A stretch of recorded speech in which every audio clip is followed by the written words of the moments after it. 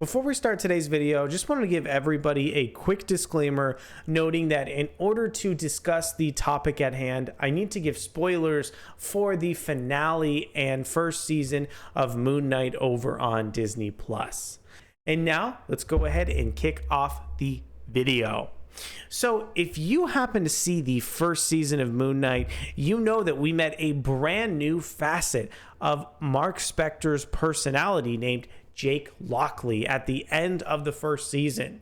You might be wondering just how multiple personalities for, one individual comics character fit in essentially one human vessel. And today I wanted to go ahead and discuss how the multiple personalities of Moon Knight work as far as the brand new Moon Knight series. My name is Arico Braddock, and let's go ahead and dive into Moon Knight 15 to get a kind of refresher course on just how Marvel Comics is going to work with multiple personalities for one character. But before we get any deeper into the video, I want you to consider subscribing to this channel if it's your first time checking out our content. And please go ahead and like the video since you're already here. And let's go ahead and discuss the creative team for Moon Knight number 15.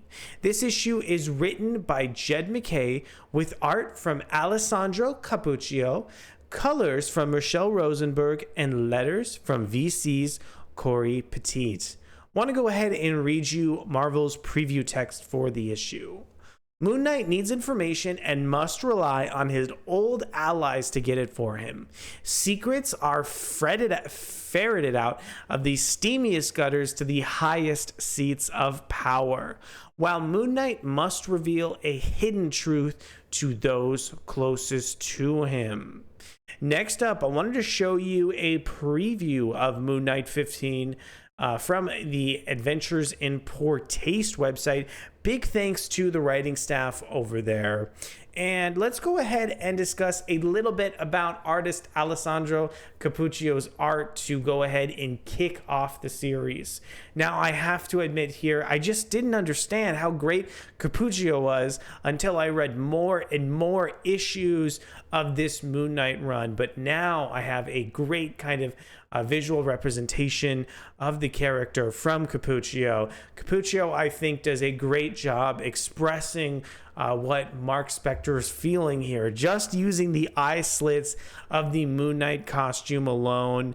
There's such great kind of detail in the physical anatomy and so much drama on each page, which I'm sure is bolstered from color artist Rachelle Rosenberg, especially how on these recent Moon Knight series, the color artists tend to basically not fill in the color on Moon Knight to just get the character kind of popping a little bit more, since he's already a character that has sort of a white hue. So next up, this issue is really kind of centered around Marc Spector speaking to his therapist, Dr. Sturman. So you'd figure that Cappuccio doesn't have that much of the opportunity to shine. Thankfully, that case couldn't be further from the truth, because Moon Knight's different personalities step in here, and it's so interesting to see how Cappuccio is able to make Jake Lockley look different from Marc Spector, who even looks different from Stephen Grant at certain times during the issue. It's also great to finally get kind of a to Z approach for how Marc Spector tackles the different personalities that he's currently carrying. I loved how this issue really kind of put a roadmap for how he manages his different personalities, and also started to show readers how each different personality can take on their own kind of character traits or their own specializations. For instance, we get the impression that Jake Lockley has really advanced social circles, whereas Marc Spector really likes getting kind of down and dirty with the kind of physical approach. I don't think I've read something about Moon Knight that's been this simple to understand sort of the concept of, the issue and how the different personalities are divided. In addition, I loved how Marc was able to kind of explain this different status quo to the supporting characters in the issue.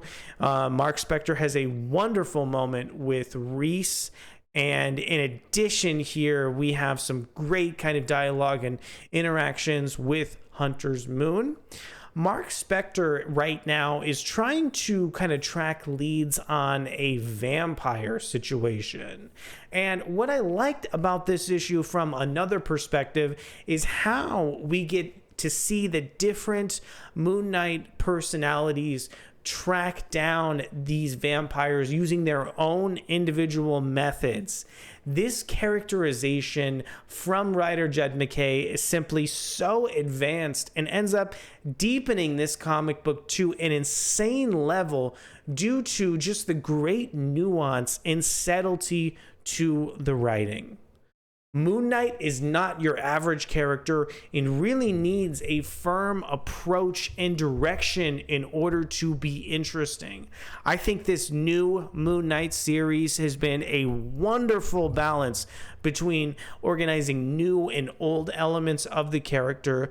I love how streamlined this direction is and how Jed MacKay continues to mine elements of Moon Knight's past while kind of changing the future landscape of Moon Knight to keep things interesting and fresh. So did you like this issue of Moon Knight as much as I did? Did you find it fascinating to see how Marc, Jake, and Steve all kind of balance out their own set of agendas within the vessel of one mind? I want you to go ahead and let me know. Well, thank you guys so much for checking out the video. I'll see you in the next one, and I hope you have a great day. Bye.